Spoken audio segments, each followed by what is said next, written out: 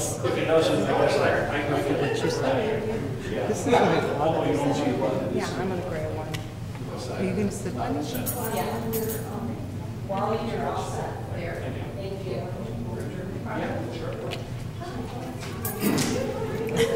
Wait.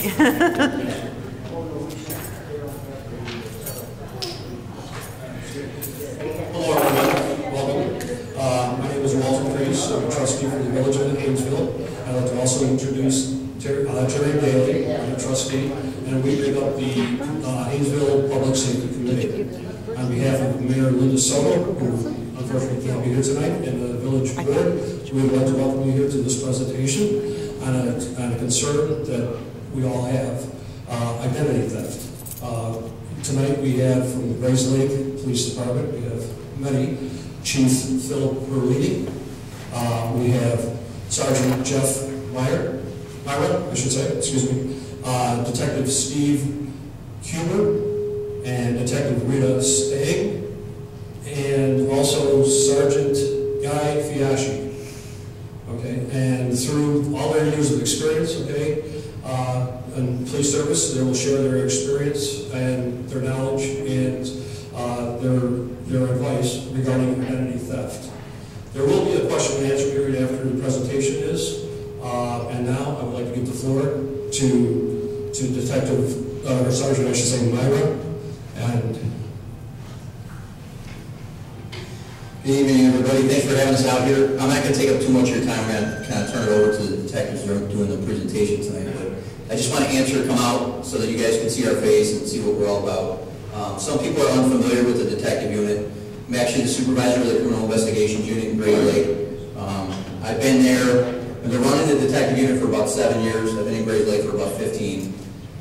Steve's been one of my detectives pretty much the entire time. So giving you a little bit of background on what they do, because I know a lot of people don't really understand what detectives do. They just kind of think that they're fancy police officers dressed up in nice clothes. So they're really not that. I know, Ray, that sounds funny, but detectives they're special cops make up detectives. There's honestly, it's a very difficult position to take. They have a lot of stuff on their plate on a daily basis. So realistically, what it comes down to is probably about 90% of police officers really don't make it into the detective bureau. Okay, it takes a dedicated person, gives up a lot of their time, and these guys are some of the best at doing that. So about 3 years ago, I started this presentation. We've been doing it in Grays Lake for a while. It's a great presentation, gives you a lot of material. It has a little bit on internet crimes. It had a lot more on fraud-related items. What happened was, and what I noticed in Grays Lake was that when we started doing a presentation, it cut down on a lot of the frauds that we had. And just to give you an idea, today, just within the 10-hour shift that I was there, we had 4 identity thefts come into the station. So that's how prolific that type of crime is. But I'm going to turn this over to Detective Steve Huber. We'll be hanging around in case you guys have any questions for us afterward. If you want to talk to us, we have a bunch of cards and some material out in the lobby if you want to grab it. Steve's been with Grays Lake for about 15 years. He's also an evidence technician with the Lake County Major Crime Unit. Detective Rita Stang has been, I don't even want to say. We're not going to go there, right? We'll just say it's been quite a while. She's a part-time detective. Chief Perlini put her in the detective bureau with me back in December of 2012, and I'm glad that he did it. She has a lot of background in financial crimes, and she actually has a background in finance and economics. So it benefited us a lot, and Rita primarily works identity thefts. That's realistically a lot of what she focuses on: identity theft, white-collar crime, stuff like that. Steve works in the area of Grays Lake, and I also have another detective that services just you folks out here in Hainesville. His name's Greg, right? Detective Greg. And like I said, anytime you guys have any concerns, if you have any identity thefts, you can always contact us in the detective unit, and either Detective Greg Hatter or Rita Stang will give you some assistance, or myself, Chief Perlini. I'm sure that we're available to you at any time. So I'll turn this over to Steve, and if you guys have any questions, just let us know. Hi, how's everybody tonight? Awesome. We're going to do some identity theft and some fraud protection. It's definitely a wide range of criminal activity out there, and we're just going to touch on a little bit of it throughout this whole program. So it's going to be how to protect yourself from identity theft.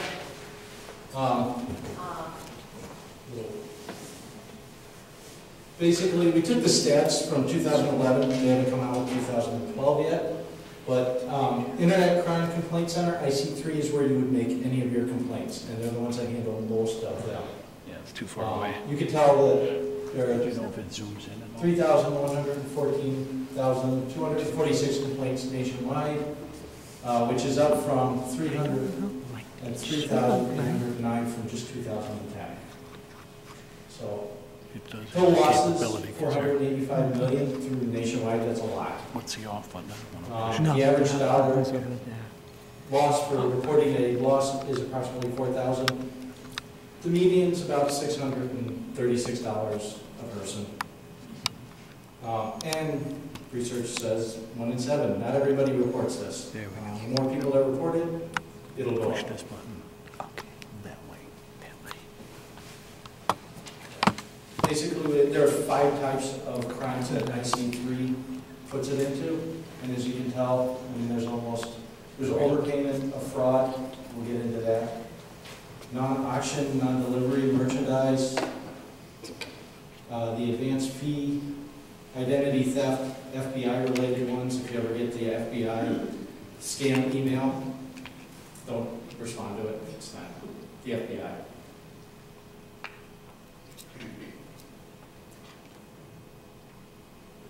Okay, here we got some identity theft. This is how we define it. It's not the actual statute that we set it under, because it would put everybody to sleep if we tried to read 2 pages worth of it. But basically, it's the fraudulent acquisition and use of the person's private identifying information, usually for financial gains. The personal identifying information or personal identification documents of another, to fraudulently obtain credit, money, goods, services, other property. People take checks that belong to you, take it to the bank. That's identity theft. You can get it, you can use it different ways. They can get your information for credit cards, utilities. We'll get a lot of those.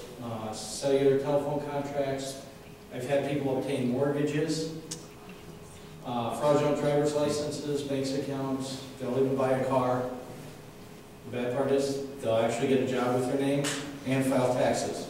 And the government won't do anything with it because they're paying their taxes too. So.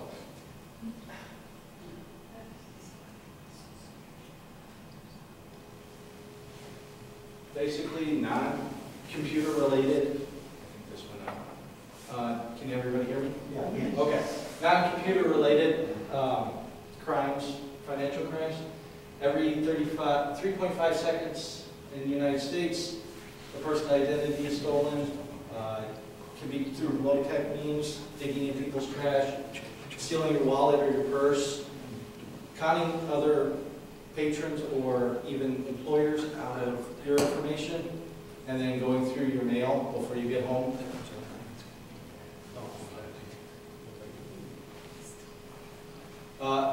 This is for reporting online applications or even online websites. Never complete unsolicited loans or job applications online. Never click on a link directing you to a loan or a job website. Have you ever seen spam emails with that kind of stuff? Always type in the URL, going directly to that site. Be careful who you provide your information to, and fraudsters will make it look legitimate. They'll send you an email that says Bank of America. It will look exactly like Bank of America. It's not Bank of America. It'll actually go to their fraudulent website. How do you know that? As us as a person, how do we know what's real and what's not real? If they send you something, don't go to it. Call them, check to see, talk to your bank representative.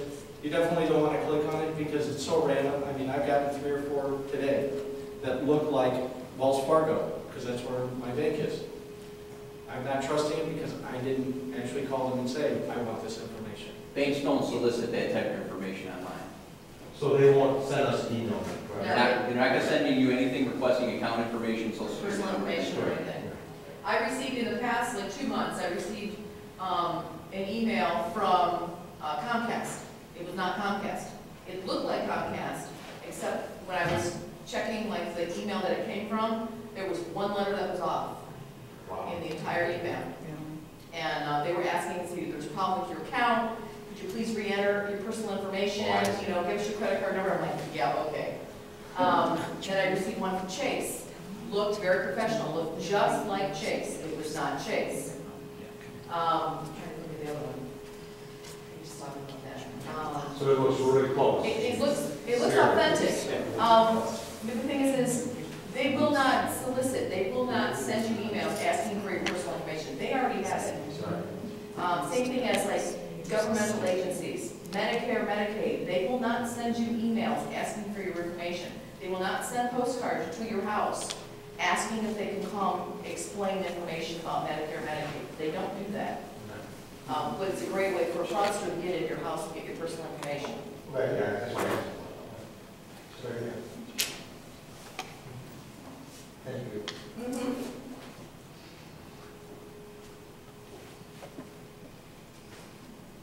Okay, these are some of the websites that we'll actually find fraudulent activity on. Craigslist, Monster.com, any job sites, you know, the ones where they say work at home, probably a fraud. eBay, Singles.net, Fling, Match.com, Plenty of Fish, all of the romance websites, and then even Facebook has got some stuff. So, yes ma'am. Is this delineated in your materials? It's floating out there, it's all over the place. I mean, if you want, we can get you a copy of all of these. Because I'm kind of looking quickly through your materials to see if this is in there. Oh, we can get you something. Sort of in a different form, but so these websites are important because many of us use these. Oh, yeah. Right. Well, they do it with any website. It's not just these are the most popular ones they use, but it could be any website. They can get in there as long as they call it their whole phishing thing, which people explain in a little bit, but it's It's nice to have those that are the most popular. well, those are the ones they use because everybody's on them, especially Facebook's really starting to get invaded. It amazes me the amount of personal information somebody puts out there on Facebook. Your name, where you live, where you work, where you went to school, when your birthday is, what your email address is, when you're going to be gone on vacation. Right house. Yeah, it's. So basically, we recommend don't use Facebook.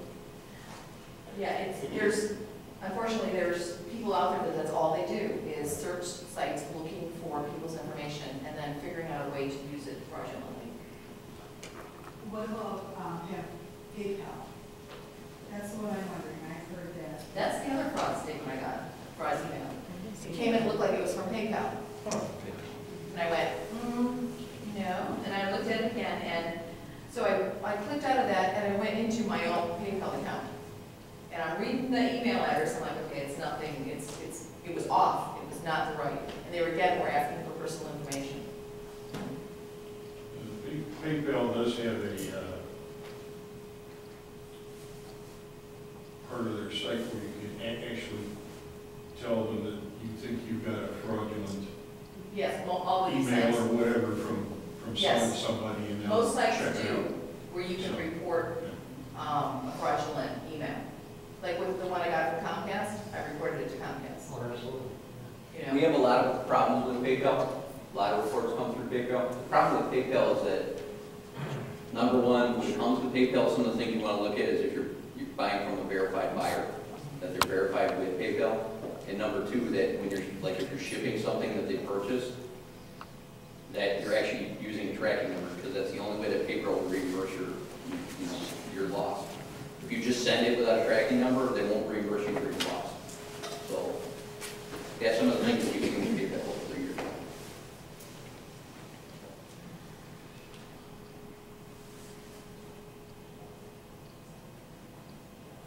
Here's some of this is just kind of a side note for everybody, but if you have younger kids or something, these are some of the applications that people are using on cell phones that potentially could have some danger to them.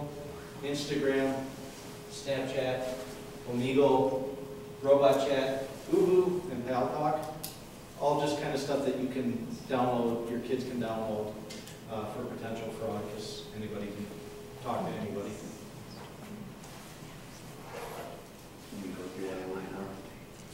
Instagram is really, realistically, we put these up here just for like, I don't know if this would be for your grandchildren or your children, a lot of people have younger kids. Instagram and Snapchat are two of the bigger problem children that we have of the Facebook, or the cell phone world right now. Two of them being that Instagram usually causes a lot of bickering back and forth between teenagers or younger kids, that, they'll smack talk each other through the Instagram. So we find a lot of that. We're getting a lot of fraud, we're getting a lot of harassment through Instagram.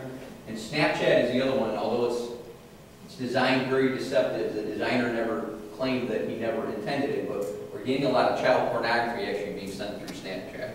What Snapchat does is it's a application that will basically show you an image for about 3 seconds and then it's gone. It instantly disappears. So people can send what we call sexting photos, naked pictures of each other to these type of applications, and then after 2 or 3 seconds it's automatically gone. It's not stored anywhere. So it doesn't store it on their phone. There's no way for us to be able to go back to them. So that's kind of what you start seeing Snapchat or Instagram, something like that on your kid. You're going to want to keep an eye on those. Those are some of the bigger applications that are out there that are starting to pop up now.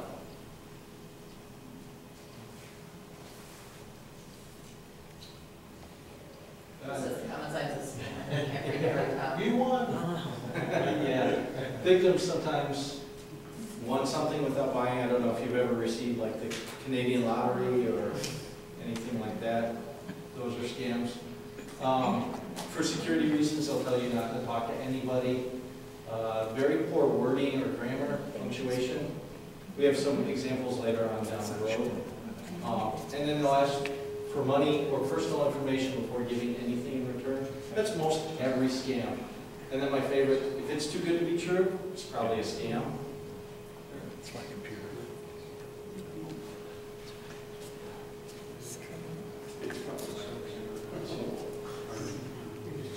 If you want to give me a second on the computer, Okay. yeah, sorry for the interruption. No,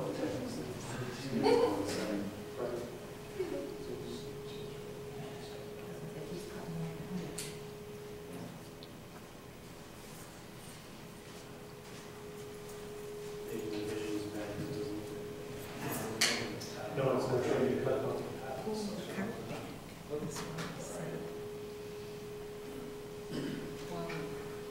I think if you hit escape, it'll probably take you back.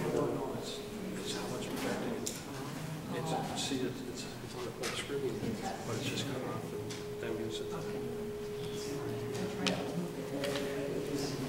Linda would know how to get out of this. Oh. Is that what they try? Yeah, I started this.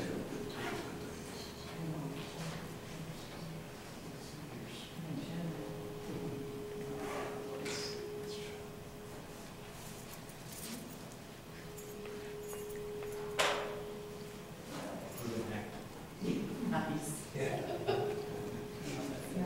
You never know. You want to get to Gmail streets? Because it's just a dark area. You want to just leave it there?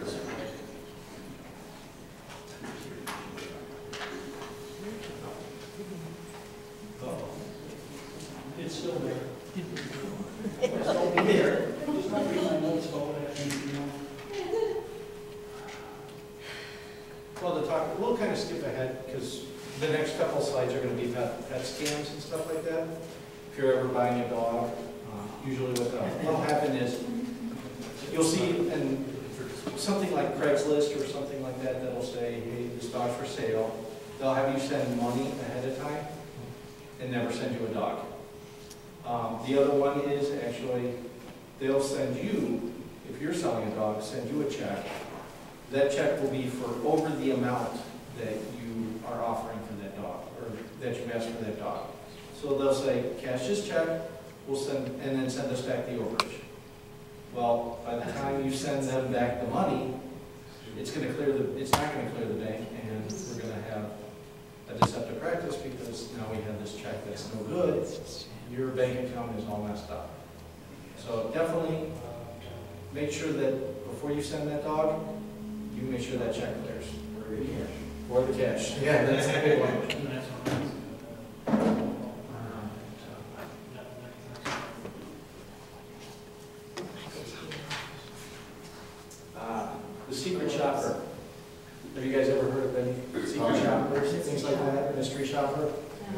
Yeah, those, they'll send stuff through the mail. They'll say you're hired. They'll ask you to, victim is asked to wire some funds to a third party and keep the rest as payment. Again, just like the dog. You know, a lot of these scams are pretty much kind of the same. Common sense, right? Yeah, exactly. They'll even use copyright logos to convince the legitimacy of the scam. So kind of like the bank emails and stuff like that. Very similar. The reshipping and homework, working at home. Oh, we're back up.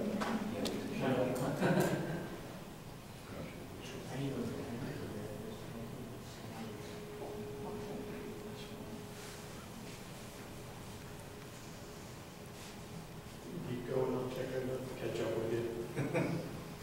Well,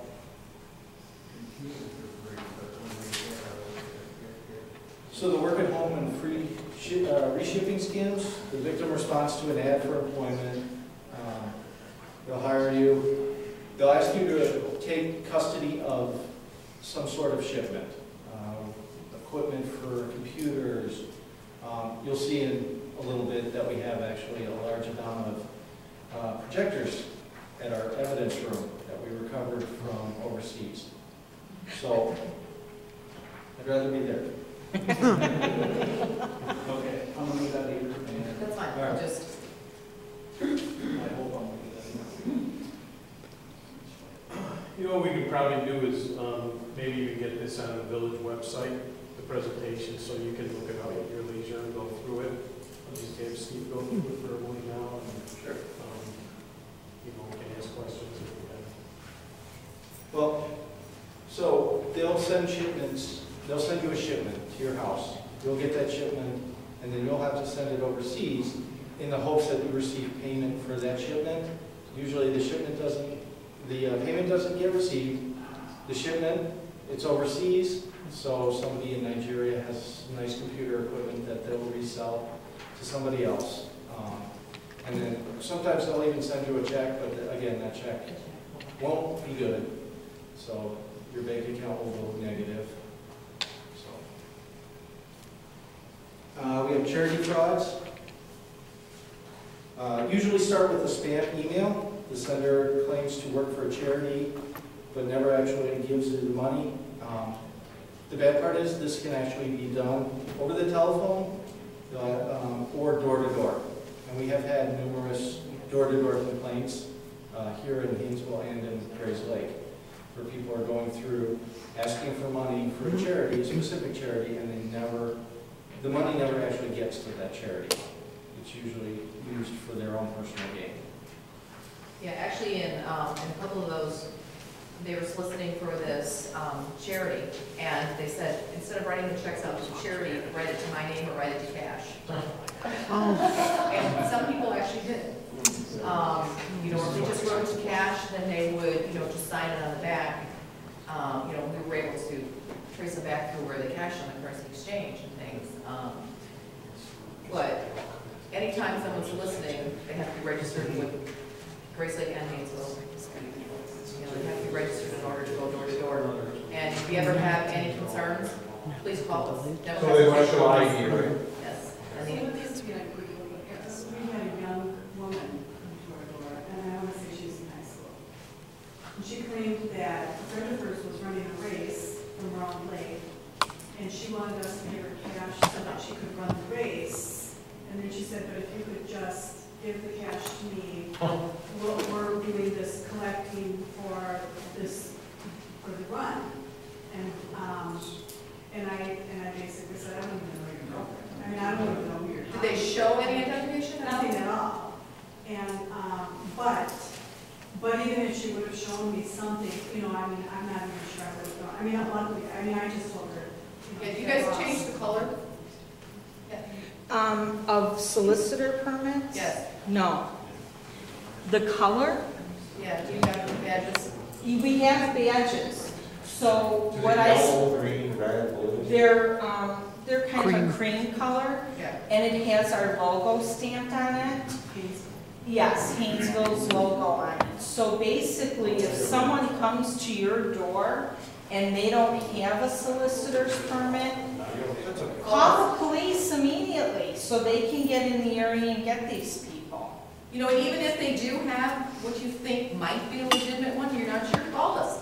We'd much rather come out and verify that, yes, they are registered, they are okay to be here, versus someone that may have made one fraudulently. Because in today's, electronic world, it's amazing what people can create. We were just out in the neighborhood, so we were just out here last week, and there was a mass, goodly amount of solicitors in West Trail and here in Hainesville. We actually arrested one of them, who wanted a warrant. We had contact with several others, 4 or 5 others. None of them had a solicitor's permit or anything else that's required to do this kind of stuff. Selling magazines, semi-legit. You will actually get a magazine, but you're not really sending somebody through college like they claim. It's all for personal gain. They all get paid for how many subscriptions they sell, and who knows what they do with their money. But like I say, a lot of these people aren't what they purport to be, especially going door to door. If they don't have any identification, or they don't want to identify themselves, or they don't have a solicitor's license, or you just don't like the way they look, you give us a call. And that's how we found these people. I happened to be driving down the street, and a woman stopped and said, "There's a guy standing by the fence over here, and I don't like the looks of him." That's how the whole thing got started. We ended up rounding up about 12 of them that day. They're in a big van, they just drop these kids off. And these are all, unemployed, out of school, going nowhere kids. These aren't kids that are really legitimately, it's not a Girl Scout or Boy Scout coming to your house looking for a donation to sell some popcorn or something like that. It's people who are, not legit, selling things that are not entirely legit. And you have to be aware of things like this. We expect calls to handle things like this. We want calls to handle things like this because we want to know that these people that are walking the streets belong here as much as you want to know that. So if there anything strange happens, somebody knocks on your door, whatever, that's what we're here for, that's what we get paid for. Give us a call, we will come out. And like I say, I just happened to be driving through the neighborhood, and a woman stopped me and said, this guy doesn't look right. And that's how it all started. It ended up, somebody was arrested on a warrant. And that person was walking around, going door to door in this town. So we want to know where those people are around, and we do want to check them out. And if we've had previous contact with them, they're going to get a ticket, and that's where it all starts. And can I add one thing? When someone comes in to apply for a solicitor's permit, they do go through a police background check. So the police do check that out. Okay, we'll do a little romance fraud, which is always fun. The Match.com, the Fling.com.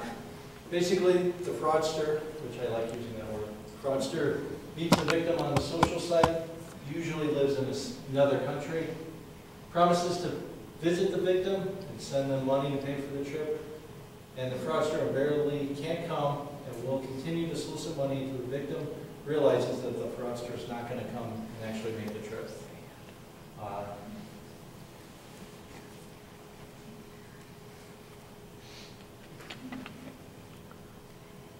The fraudster already has a story in place. And then one variation from just inside the United States is that they will actually go and set up a burglary ring. They'll meet them at a different location, and while they're having a date, their house will be burglarized. We recovered several laptop computers from a lady in Kankakee who was dealing with this kind of thing. It was a romance reshipping scam. Her boyfriend, who lived in Texas, went across seas to Nigeria or someplace, India, someplace like that, had a whole story set up. Everything that he would tell her, she would go and verify it, and it would actually be true because they already had this story in place. They were almost married. Yes. Never met. Never Wow. met. Yes. He asked, he kept saying, I can't get out of the country, I need to pay tribute to the people so that they will let me out of this country. She kept sending him money. Then it became, well, can you get this computer, because I need to give this computer to one of the government officials. We recovered a couple of computers from there. Some didn't get shipped out of Dell because they, obviously thought this is a scam. Why are we sending these computers? But she was totally bought into the whole thing. We have some phishing scams. The emails sent seeking sensitive personal information. They're sent by fraudsters posing as legitimate businesses. Again, the banks, credit card companies. Sometimes use threats to scare the victim into providing information. And then once the information is obtained, it's used for fraudulent purposes. Identity theft, they'll open up credit cards in your name. Here's my boss got scammed. He didn't fall for it, but First Citizens Bank, has anybody ever heard of that bank? No. And they were soliciting information. So Apparently my village email is loaded with these, so. yes. Can I just ask a question on this? Is this just a happenstance, just a matter of numbers, or Yeah. do these people actually stalk? No, this is a matter of numbers. That's why it's called a phishing scam. They'll send out 20,000 of these with the hope that they'll get 20, 40 of them back. That's why you never want to respond to a spam. A spam email that comes in, just delete it. Because if you respond to it, they know that it's an active live email address. And they will continue to bombard you with garbage emails. I mean, they're not usually very good. If you look at the spelling in them, they'll be very unprofessional. They'll spell check, like Old English, CEQUE. I don't know if you guys can read that. They're not very good at it, but they know that out of the 20,000 that they send out, they're going to get probably 20, 30 people that are going to respond to them, so it's worthwhile. They even throw the member FDIC. Yeah, FDIC. Right. Yeah, this one says, please note that your First Citizens Bank POV Advantage account is about to expire. It is strongly recommended to update it immediately. Update form is located here, and then there's a place you can, of course, click a link. However, failure to confirm your records may result in account suspension. And there's the threat. Yeah. I don't think we have it on here, but you'll actually get one of these from the head of the FBI. Oh, yeah. Yeah. You'll see them all the time. Here's some telephone phishing scams. Fraudster will pose as a legitimate representative of a company. This is more of a recent one that we've come across, i.e. Microsoft. They'll say you have a virus on your computer and you need to download this malicious software. I actually got this off the Microsoft website, and I think Officer Stang has a case just like this. Detective Stang, sorry. It's also known as the AMY. So, yep. So you'll download this, and it'll get your password, your contacts, any sensitive information, and then you'll call and say my computer's crashed, and they'll want to charge you to remove that software along with all your personal information, and also have your credit card that you paid them to remove this. So here's the family members in jail. I don't know if anybody were injured. Anybody's received this one. This is where they'll call pretending to be a relative, long-lost family member that's overseas in jail or injured. They'll make it sound urgent and desperate. They'll play on your emotions, and then they'll ask for money to be sent for medical bills to get them out of jail. And it's usually out of the country. It's where the money is wired to. Keep in mind, you'll get those over the internet too, through the email. Yeah. We got one from a police officer that was standing right next to me. Somebody hacked into his email account, sent me an email from him saying that he was in the UK and needed money to get out of jail. We looked a little strange at it. That happens a lot. The green dot scam, this one's actually fairly new to us also. I mean, we knew about this last year. A person up in Carolina North was actually contacted by somebody wanting the green dots. They'll contact the victim in regards to winning a vehicle. She was going to win a BMW. Fraudsters will request that money be put on a green dot card. You can get those at the Walgreens, CVS, any drugstore. And then they will call you back and they will ask you for the green dot information off of that green dot card. And then at that point, they'll have access to that account and that money. and they'll keep asking you to reload that money. We were actually standing there when they called, saying that, you know, this is very sensitive information, you can't talk to anybody about it. And we were standing right there, and while they were talking, the police officer got on the phone and began confronting the person, and you could tell that they were definitely from overseas. At the same time he did that, I contacted the same phone number that called from my cell phone. It went to a publisher's clearinghouse, a voicemail. So they set up a fraudulent voicemail on top of it. Wow. So.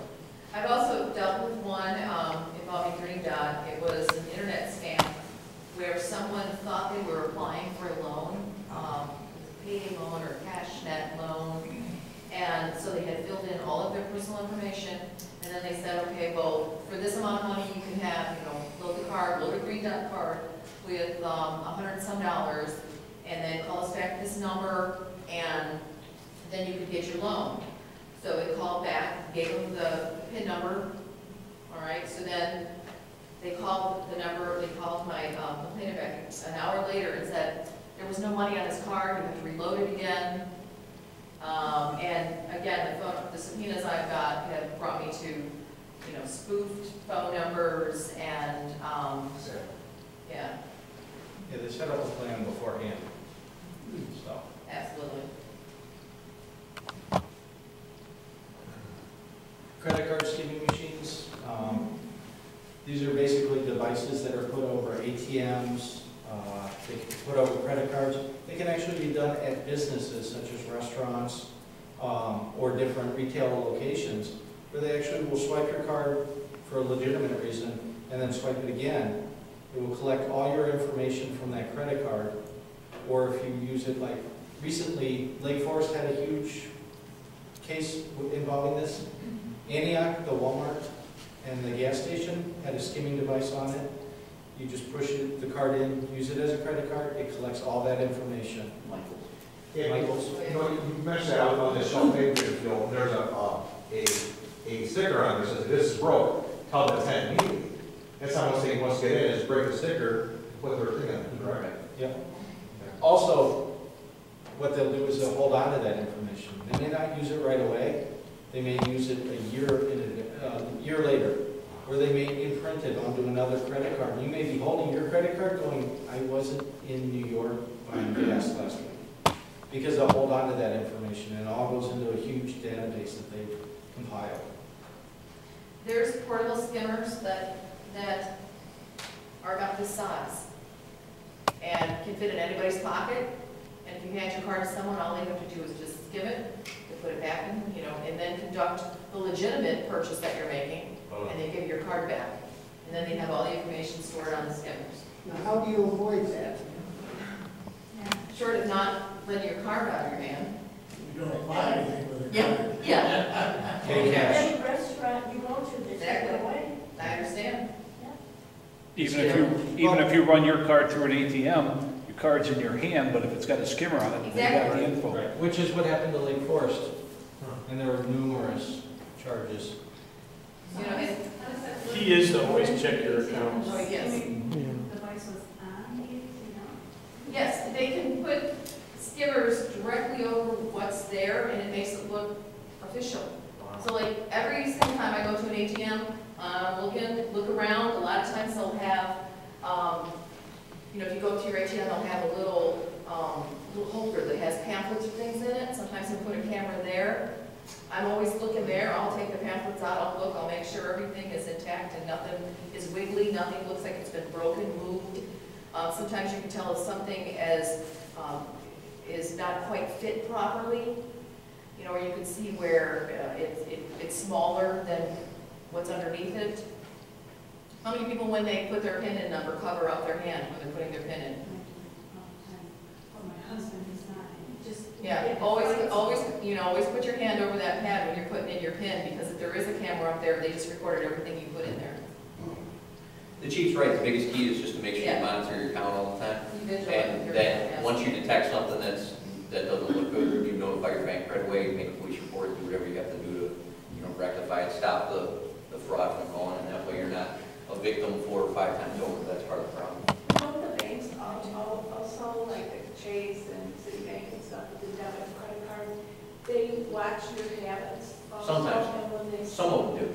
something that's out of whack, you know, because Chase Bank calls me, and it's like, I didn't, on my cell phone, and I didn't trust, you know, they said, have you bought a car recently, or this or that, but I didn't trust it, so I called the number that I always call, and That's good. they said, yes, this is one of our fraudulent numbers, you know, we'll hook you up with somebody, and they told me that someone had first tried like 79 cents or something, and then after that, That's an attempt to make sure the card is still right, active.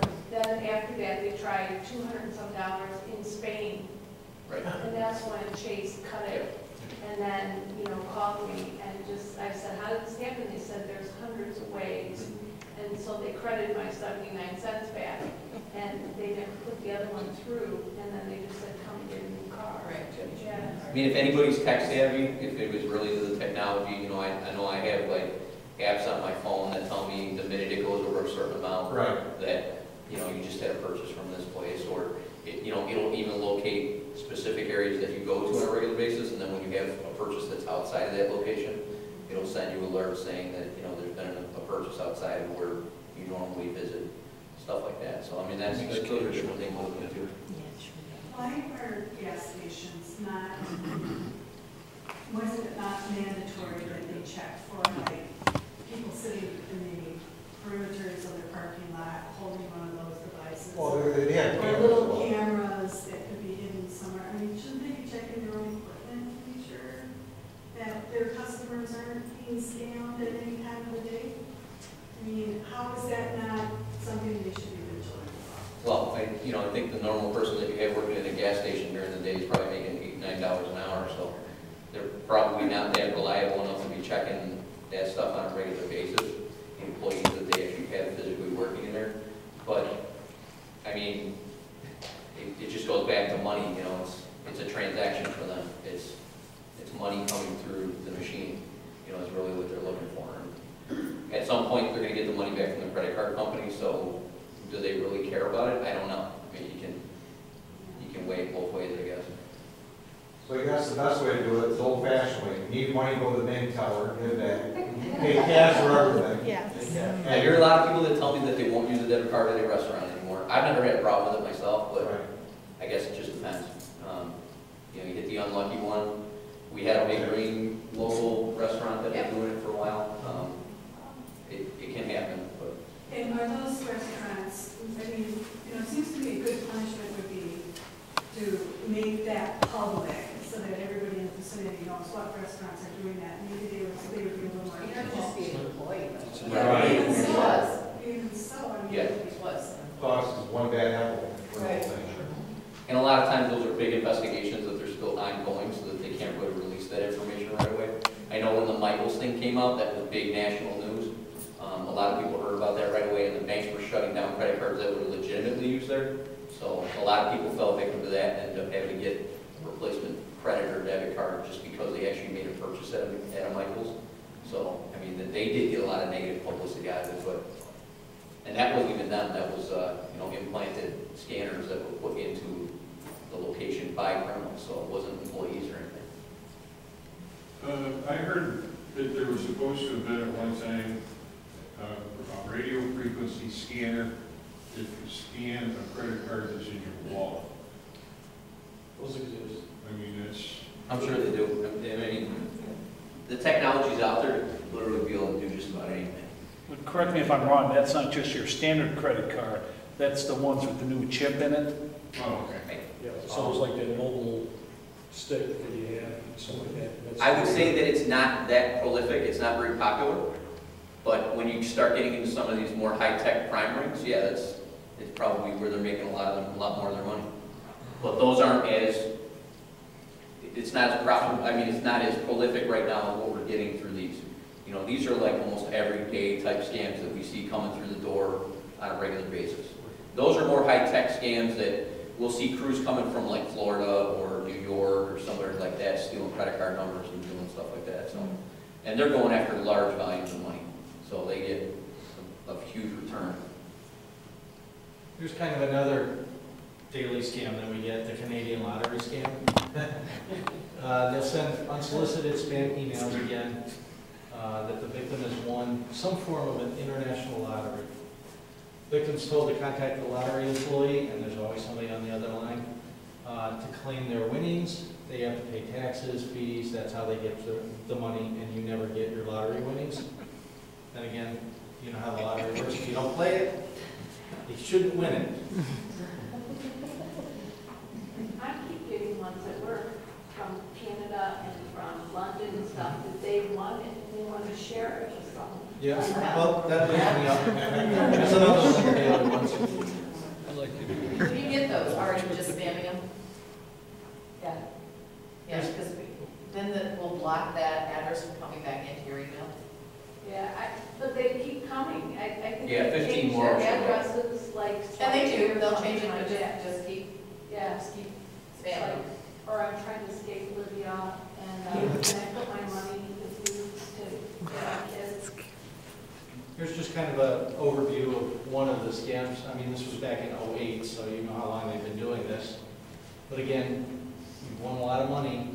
You have to pay $2,900 to get your winnings that you didn't really win. So you're just going to send them money.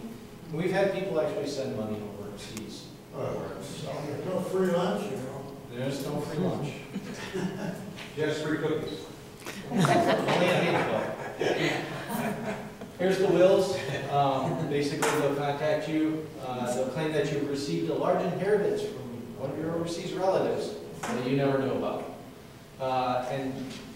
Or they will contact you and say they have received a will and they cannot put the money into a Nigerian bank. They'll ask you for your assistance by sending them money. They'll agree to give you a portion of that will or that inheritance, which is always several $1 million. When you send them the money, they never send you any of their inheritance.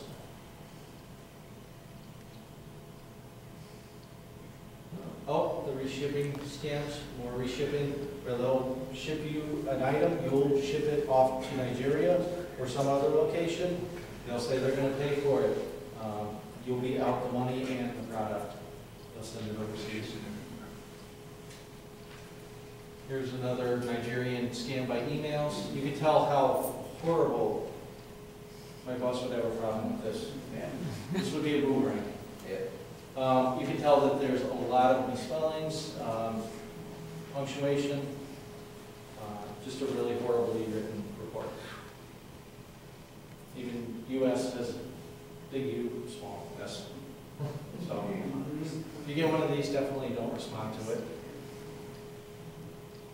Another one, Miss Vivian, she would like more money from you. Actually, her husband was assassinated. So again, she's preying on your compassion to help her out in this. These are the projectors that we received from overseas. I think there were 12 of them, if I'm not mistaken. We actually stopped this in France or London? England. England was one. We cut off a quarter of them here. Yes. So we received these back. They were going to Nigeria. Again, another reshipping scam. So, and these are all brand new. Here's some how to not be a victim of a Nigerian scam. Never pay for anything up front for any reason. Never extend credit for any reason. Never do anything until that check clears. And then never accept any help from the Nigerian government. Never rely on the U.S. government to bail you out either. They really don't. They're not helpful, trust me. Here's how to protect yourself. If you did not order it, pay for it, or expect it, then it's most likely a scam. You have to think like a thief. You have to think about how you get rid of stuff. You shred it, tear it, destroy it. Any information before it makes it into the garbage. Do not save passwords on your computer because that could go back to the Microsoft scam. Always check your credit history for any discrepancies. That's a big one. And then check your personal banking account. If you have any questions, go online. And never carry any more credit cards than you need. So they can get a hold of your credit cards by picking That should be banned. Oh, I have an E instead of an A. Boomerang. Yeah, I'm gonna get in trouble for that one. Don't throw away any of your bills or documents containing account information. They'll go through your stuff in the garbage. Never leave receipts behind. Check them against your credit card bills. Do not carry your social security card. That was one of the big things that they were harping on. And don't disclose it to anybody. And we put out the 1-888 number for the opt-out. So if you get any credit cards in the mail, you can always call that number and opt out of that credit card so they don't contact you anymore.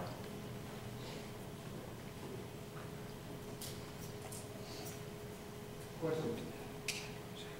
We're not supposed to carry our social security card, but most of the folks here are seniors like myself who have to carry their Medicare card, which is their social security number. Yeah. How do you deal with that?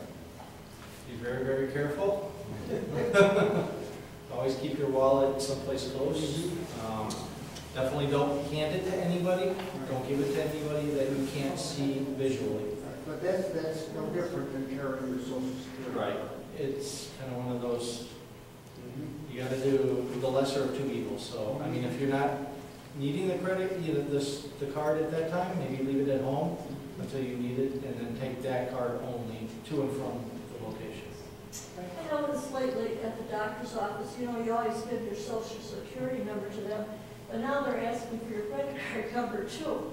And I mean, I'm sure the doctor's not going to take it, but you got all those people back there. So The doctor's office? I never heard of it before. Yeah, Yeah, they're asking now. Really? Give it to pay, yeah, so. Oh, can You don't have to say no. They say, we want to In take it, then they'll take the money right out for your Oh, wow. Then I say no. Yeah. Really? Yeah.